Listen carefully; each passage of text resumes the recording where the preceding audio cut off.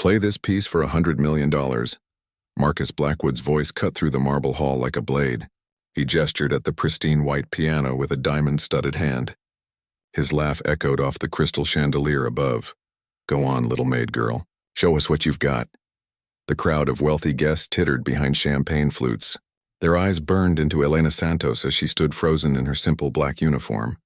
Her cleaning cart sat abandoned by the wall. Stick till the end. At 80% there's a reveal you won't see coming.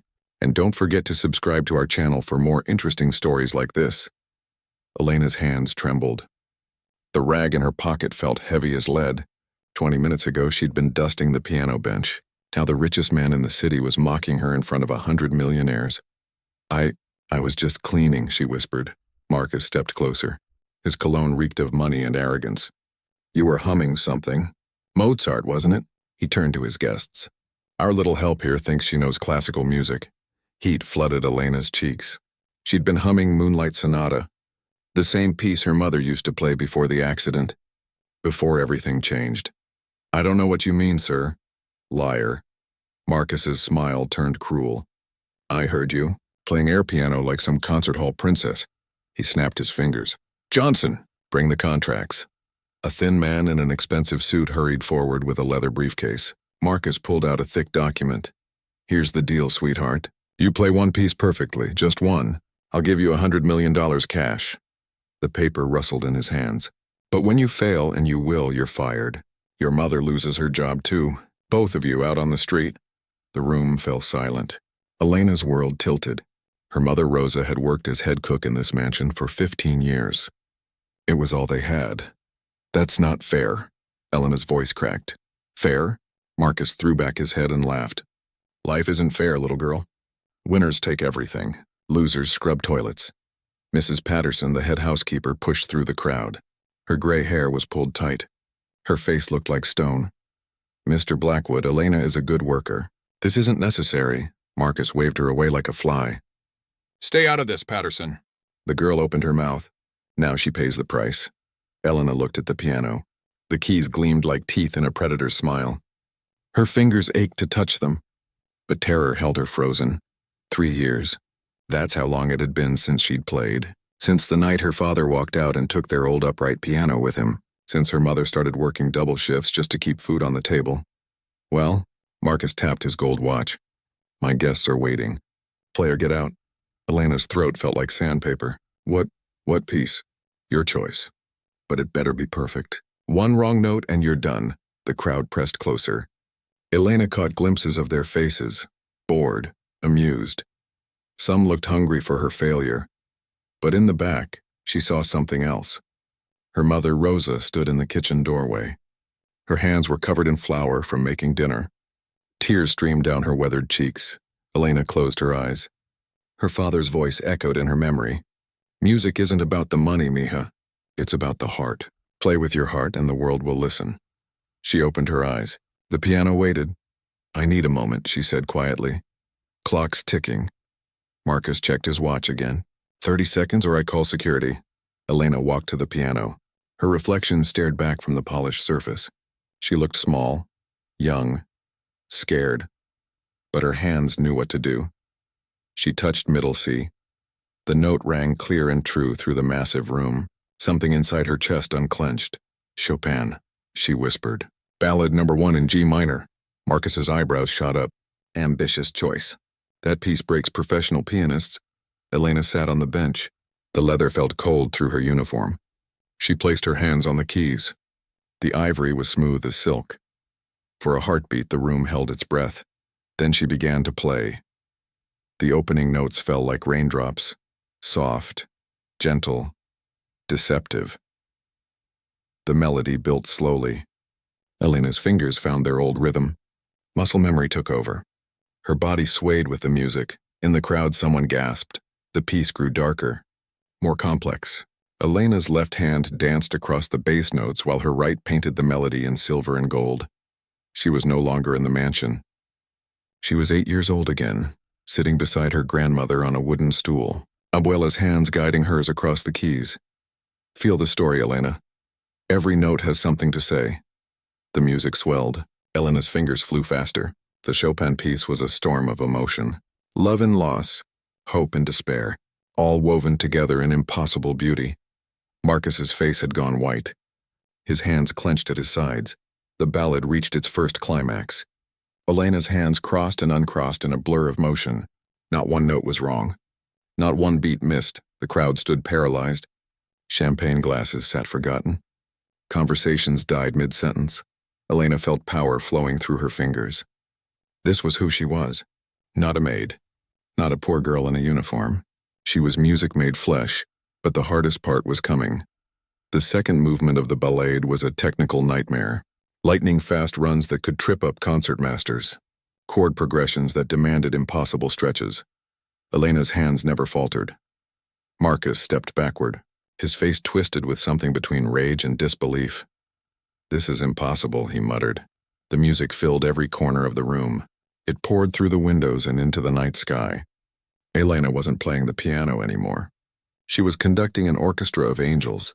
Mrs. Patterson covered her mouth with both hands. Tears sparkled in her eyes.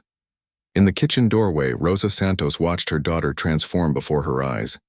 The little girl who used to practice scales until her fingers bled. Who cried when they had to sell the piano? Who never complained, just cleaned floors and dreamed in silence. The ballad neared its end. Elena felt the power building inside her chest like a hurricane. This wasn't about money. It never was.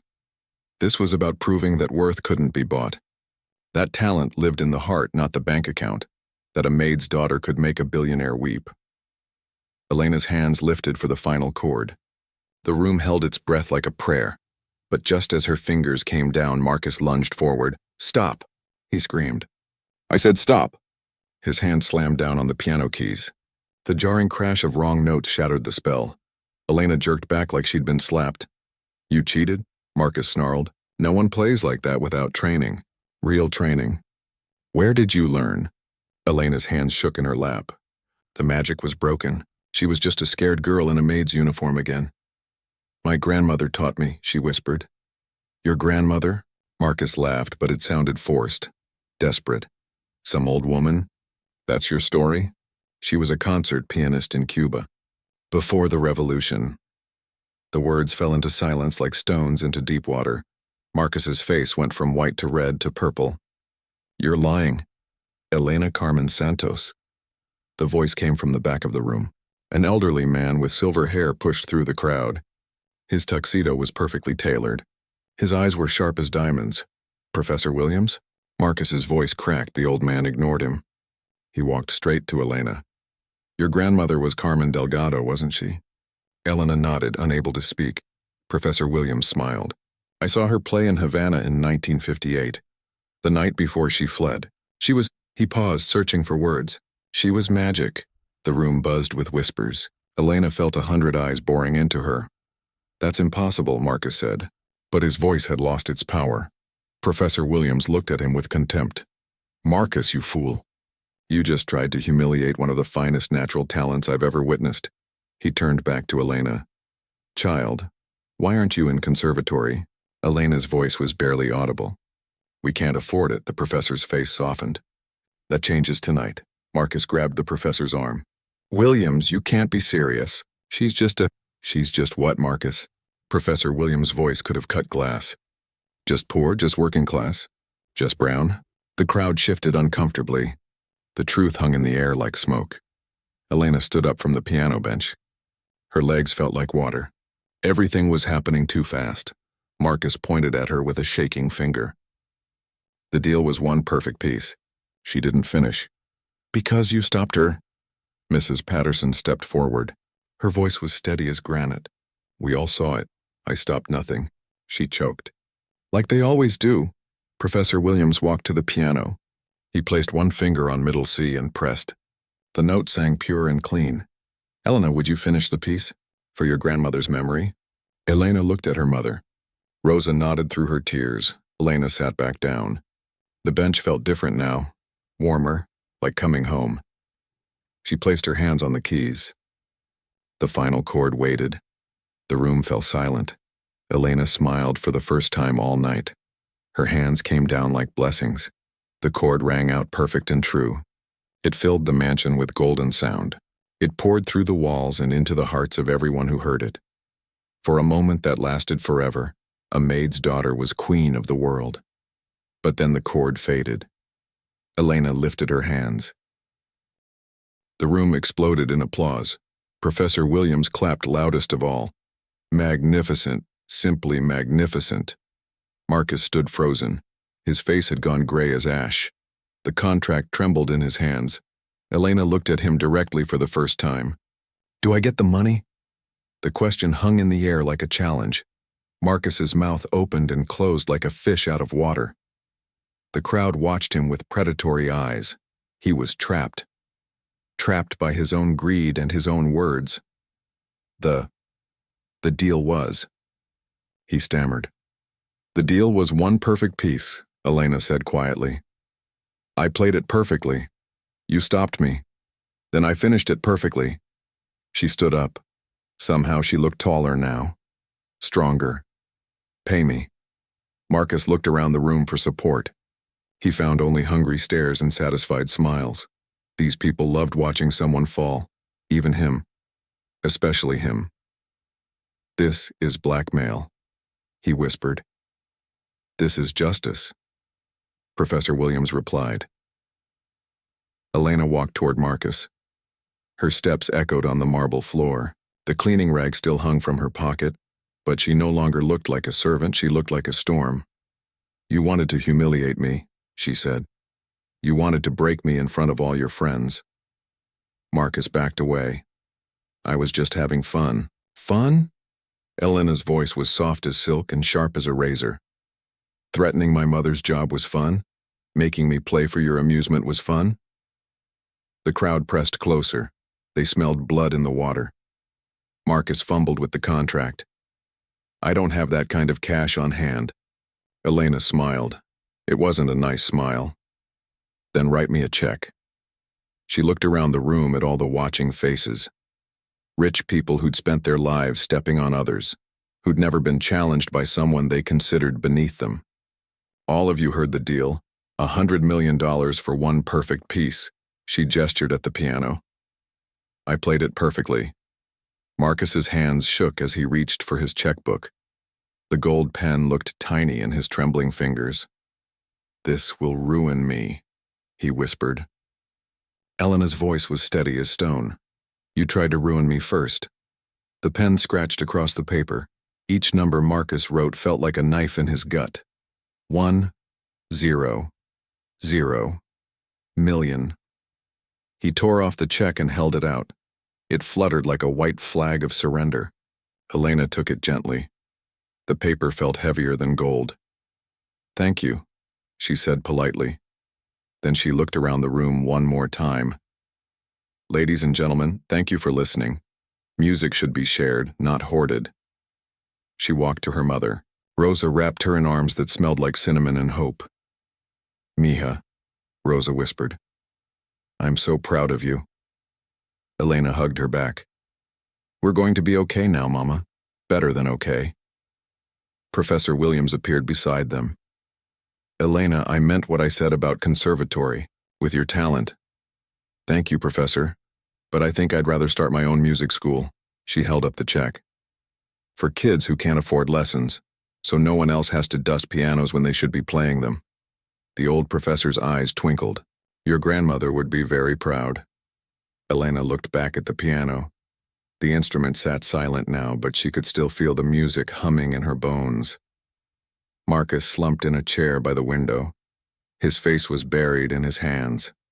The man who'd tried to destroy her with his wealth had been brought low by her gift. "Mr. Blackwood," Elena called softly. He looked up through his fingers. His eyes were red and defeated. "Music is for everyone," she said. "Rich or poor, young or old. It doesn't care about your bank account." She paused. "Maybe you should learn to listen instead of just buying." Marcus said nothing. What could he say? A girl in a uniform had just taught him the most expensive lesson of his life. Elena took her mother's hand. Together they walked toward the kitchen door. "Where are you going?" Mrs. Patterson asked. Elena smiled. "Home. We have a future to plan." Behind them, the party continued. But the conversation had changed. People whispered about the maid's daughter who'd played like an angel, who'd brought a billionaire to his knees with nothing but talent and courage. Some stories spread like wildfire. This was one of them.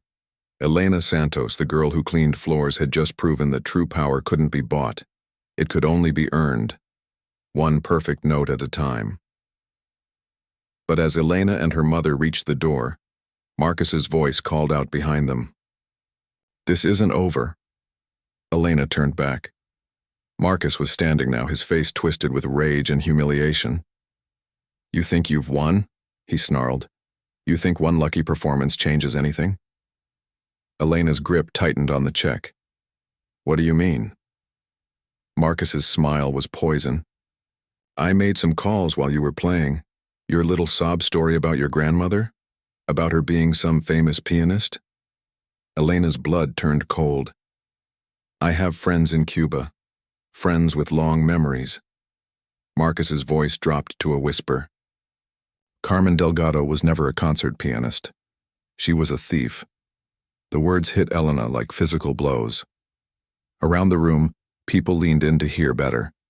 "She stole that music," Marcus continued. "Learned it by sneaking into concerts, by listening at windows. Everything she taught you was stolen." Elena's world tilted. "That's not true, isn't it?" Marcus pulled out his phone. "I have documents, witness statements. Your precious grandmother was a fraud, which makes you a fraud too." The check felt like it was burning in Elena's hand. Was everything she believed about herself a lie? "Even if that were true," Professor Williams stepped forward, "it doesn't matter. Elena played that piece flawlessly. That talent is real." "Stolen talent," Marcus spat. "Built on stolen music." Elena's mother, Rosa, walked to the center of the room.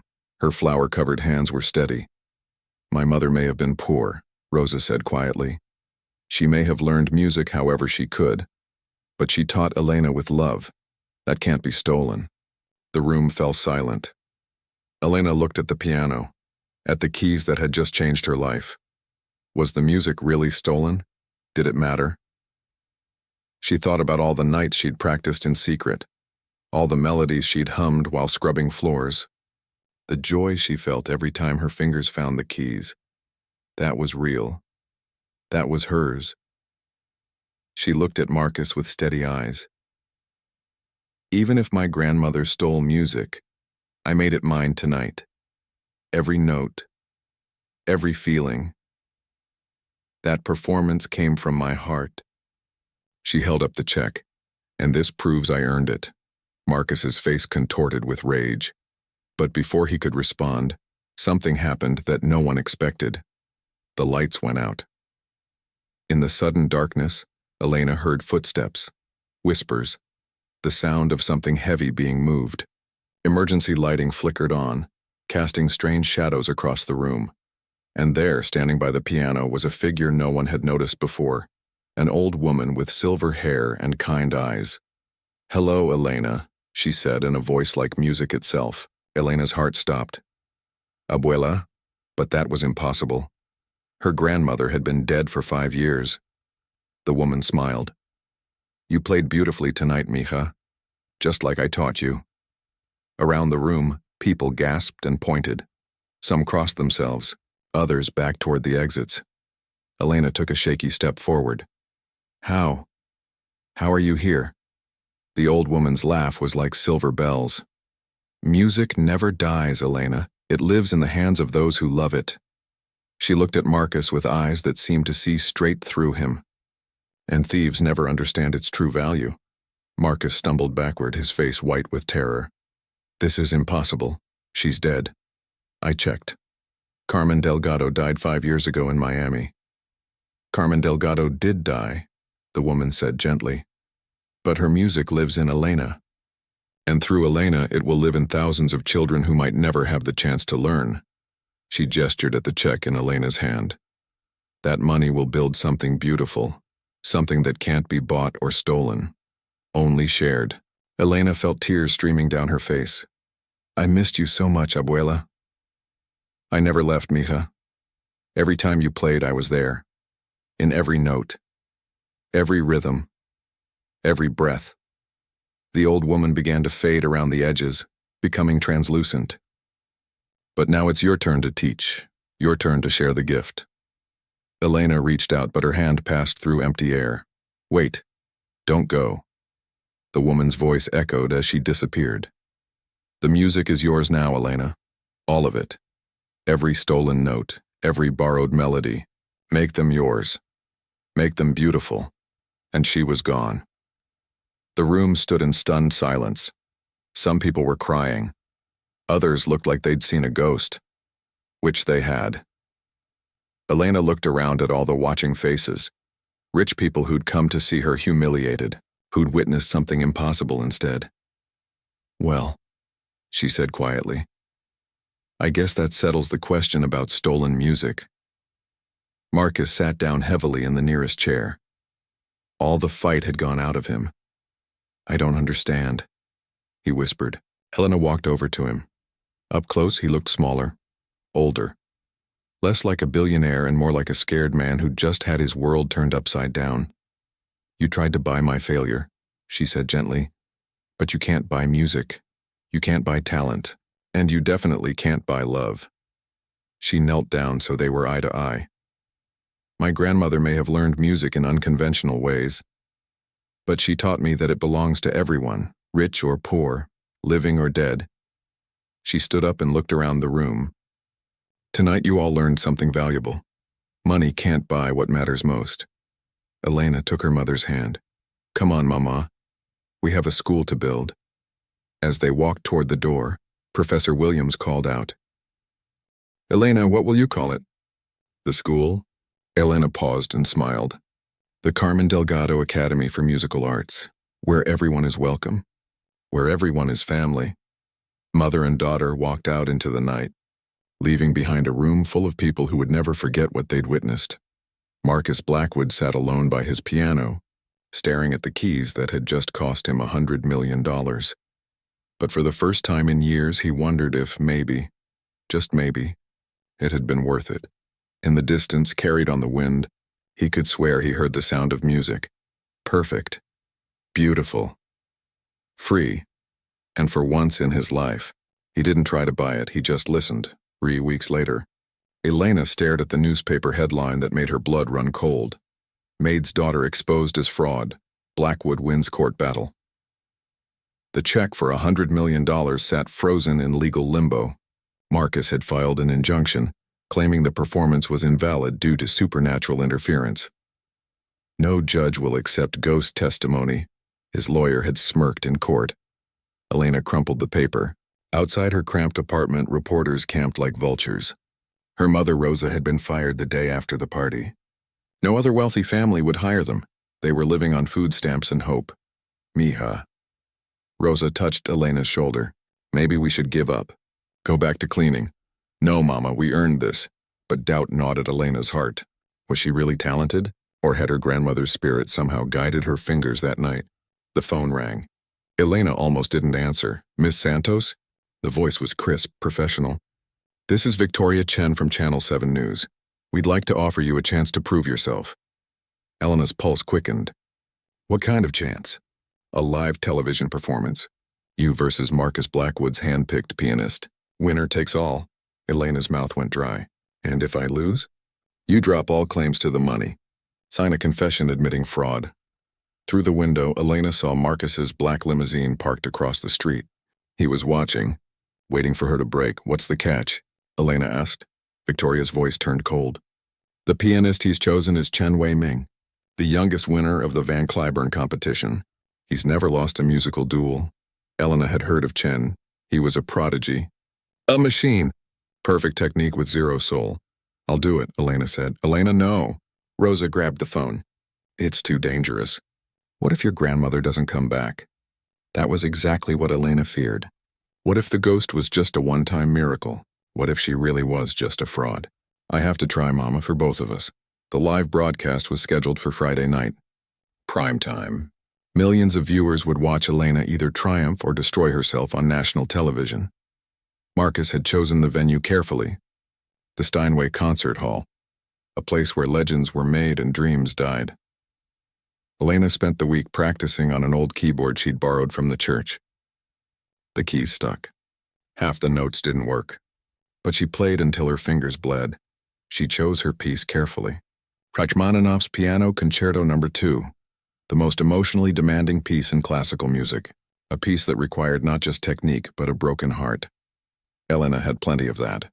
Friday arrived like an execution date.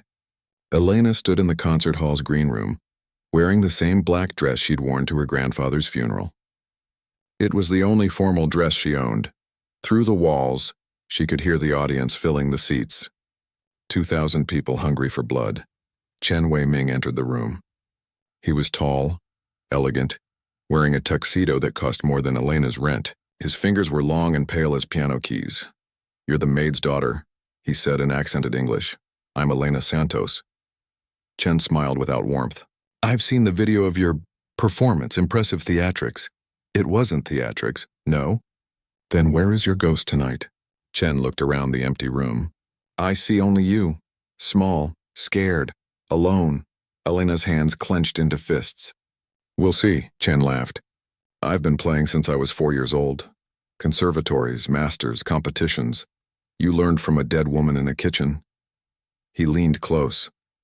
His breath smelled like expensive cologne and contempt. "When I destroy you tonight, remember this moment. When you believed you were special." Chen left the room, still laughing. Elena sat alone on a folding chair. Her hands shook. The ghost of her grandmother felt 1,000 miles away.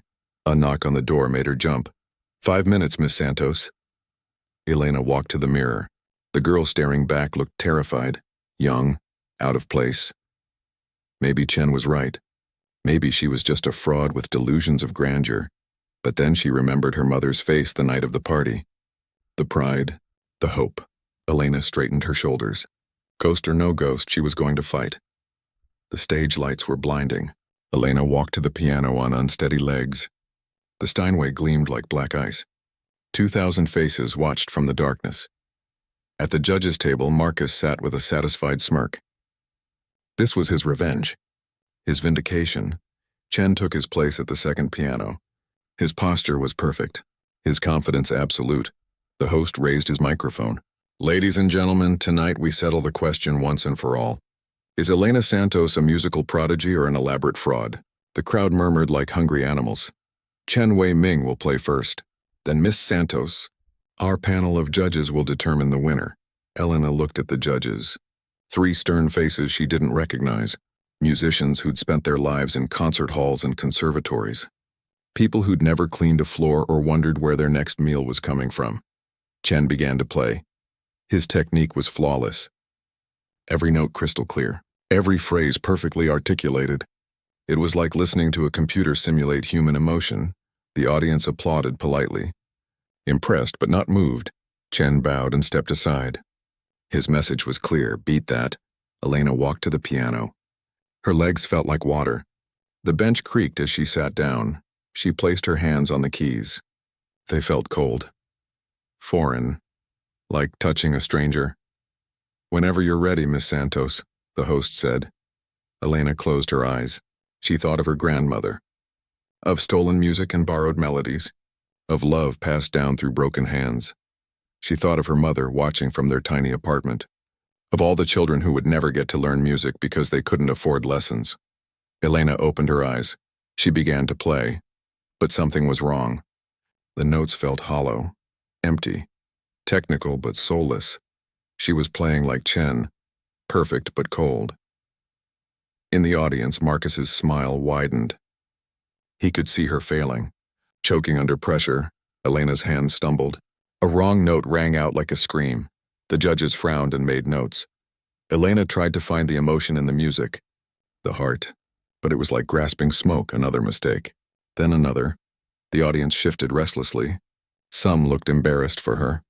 Elena's vision blurred with tears. She was going to lose. Going to prove that she was exactly what Marcus said, a fraud. But then, in the middle of the concerto's darkest passage, she heard something that made her heart a voice. Soft as wind, close as prayer. Play for them, mija, not against him. For them, Elena's head snapped up. There, in the front row, sat her grandmother. Carmen smiled and nodded toward the audience. Elena looked out at the 2,000 faces. Not judges or critics or rich people deciding her fate, just people. Human beings who'd come to hear something beautiful. Elena's hands found their rhythm. The music changed. Became warm, alive. She wasn't playing Rachmaninoff anymore. She was telling a story. Her story. The concerto swelled with new power. Elena's left hand thundered across the bass while her right sang the melody like a prayer. In the audience, people leaned forward. Some wiped their eyes. Elena felt her grandmother's presence like warm hands on her shoulders, guiding her, supporting her but not controlling her. This music was Elena's now. Every note, every feeling, every broken, beautiful moment. The concerto built toward its climax. Elena's hands flew across the keys like lightning. The piano sang and screamed and whispered all at once. In the judge's booth, Marcus's face had gone white. Elena reached the final passage. The moment where the music either soars or crashes, her hands lifted. The last chord rang out like a cathedral bell. Perfect. Pure. Hers. The hall exploded in applause. People leaped to their feet. Some were crying openly. Elena looked to the front row. Her grandmother was gone, but the music remained. Living, breathing, real Chen stared at her with something between respect and fear. Marcus slumped in his chair like a deflated balloon. The host approached the microphone, his voice shaking. "Ladies and gentlemen, I believe we have our answer." But before he could announce the winner, the lights went out again, and in the darkness, Elena heard footsteps approaching the stage. Multiple footsteps. When the emergency lights flickered on, Elena gasped. Standing around the piano were 5 figures in elegant evening wear, all of them dead, all of them smiling. "Hello, granddaughter," Carmen said, but she wasn't alone. Elena recognized them from old photographs. Great musicians from another era, legends who died decades ago. "We've been waiting to meet you," said a woman with kind eyes. "I'm Alicia de la Rocha." "Vladimir Horowitz," nodded an elderly man. "We've heard so much about you from Carmen." Elena's mouth fell open. "You're all dead?" "Yes, child," Horowitz chuckled. "But music never dies. It just finds new hands to live in." The audience sat frozen. Some screamed. Others fainted. Marcus crawled under the judge's table. Carmen walked to Elena and took her hands. "You passed the test, Mija." Carmen walked to Elena and took her hands. "You passed the test, Mija." "What test?" "Playing without us. With only your own heart to guide you." Elena looked around at the legendary faces. "I don't understand." "Tonight you proved the music is truly yours," Carmen said. "Not stolen. Not borrowed, earned." The ghostly musicians began to fade. "Wait," Elena called. "Will I see you again?" Carmen's voice echoed as she disappeared. "Every time you sit at a piano, we'll be there. In the music. In your heart. In every child you teach." And they were gone. Elena stood alone on the stage, facing 2,000 shocked faces and one terrified billionaire. The host's voice cracked as he spoke. I think we can all agree. Miss Santos has proven her point." The judges nodded frantically, too stunned to argue.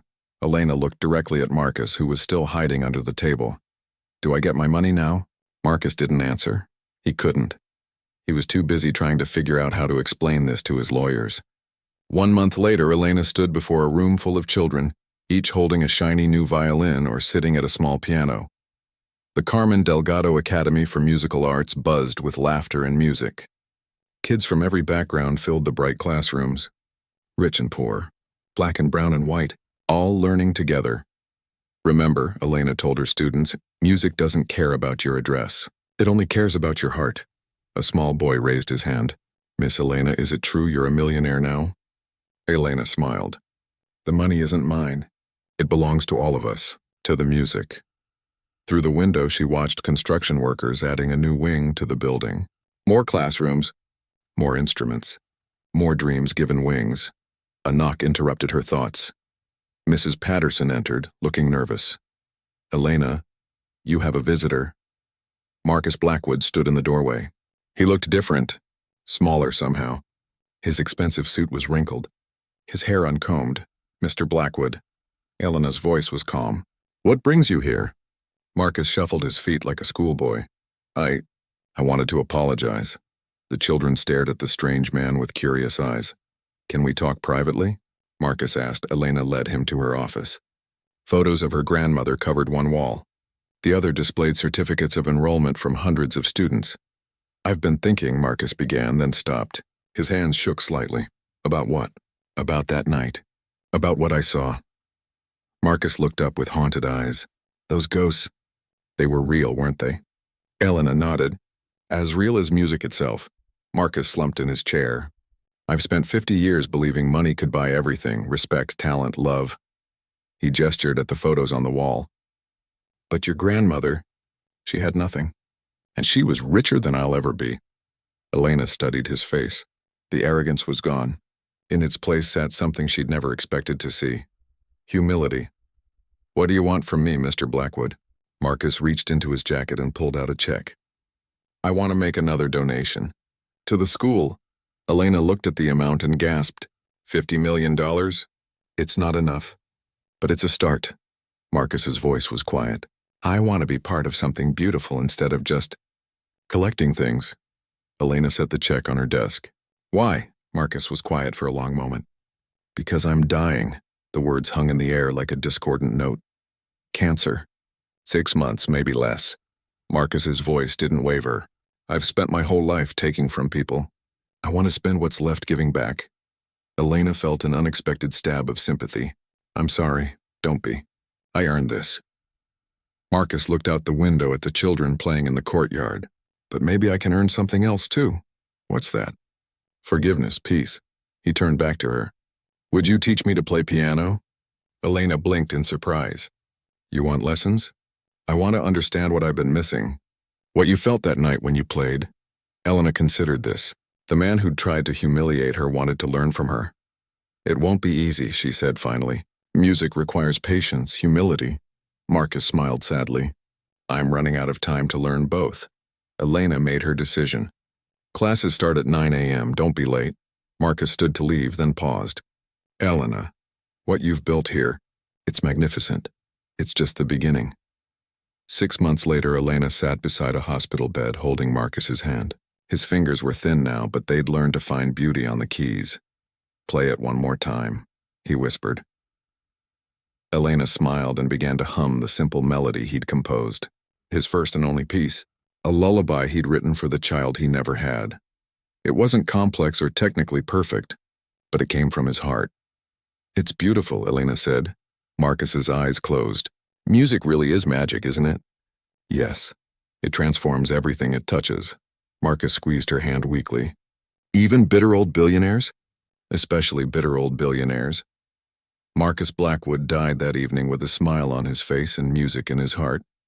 His will left everything to the Carmen Delgado Academy. 1 year later, the school had grown to serve over 1,000 children. Elena had opened branches in 12 cities. Every classroom bore a small plaque. "Music belongs to everyone." MB Elena stood on the stage where she'd once been humiliated, now addressing a graduation ceremony. Hundreds of young musicians filled the seats where billionaires had once sat in judgment. "Remember," she told them, "talent isn't about where you come from. It's about where you're going."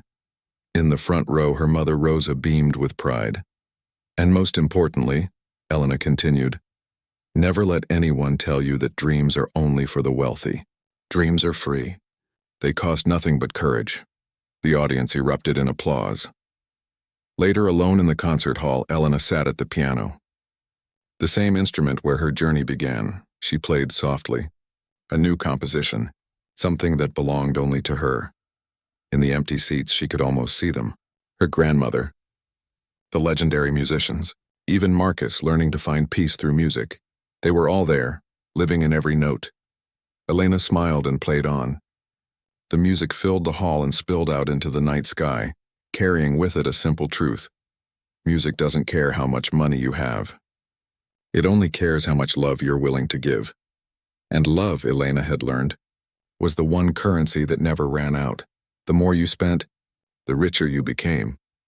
If this story touched your heart, Subscribe for more inspiring tales that remind us what truly matters. And tell me in the comments, what would you do with $100 million? Would you build something beautiful or just buy more things? The music played on, and Elena Santos, the maid's daughter who became a millionaire, knew she was exactly where she belonged. At a piano, sharing the gift, making the world a little more beautiful, one note at a time.